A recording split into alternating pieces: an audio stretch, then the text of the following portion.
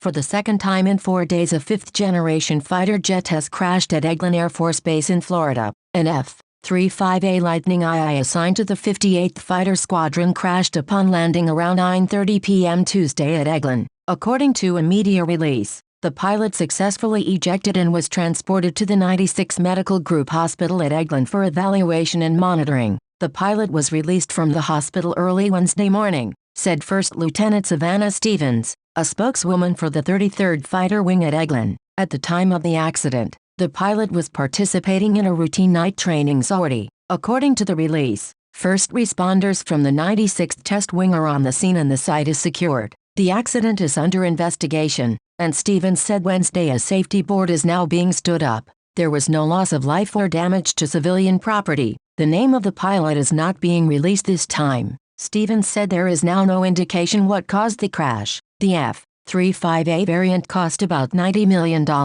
On Friday, an F-22 Raptor from Eglin crashed on the base's test and training range, but its pilot is safe and in stable condition. The pilot of the F-22 safely ejected and was taken to the 96 Medical Group Hospital at the base for evaluation and observation, Eglin said in a release. The pilot is in stable condition, but was not identified by Eglin. The $150 million jet was from the 43rd Fighter Squadron, part of the 325th Fighter Wing that is now based at Eglin. The range where it crashed is about 12 miles northeast of Eglin's main base. The pilot was flying a routine training flight with the 33rd Fighter Wing when it crashed at 9:15 a.m., Eglin said in the release. First responders from the 96th Test Wing arrived at the scene, and an investigation is underway. Eglin said there was no one else on board, and there was no loss of life or damage to civilian property. This F-22 was not part of a formation flight that also took off from Eglin Friday morning, the base said. That formation flight included another F-22, an F-35 and a T-38,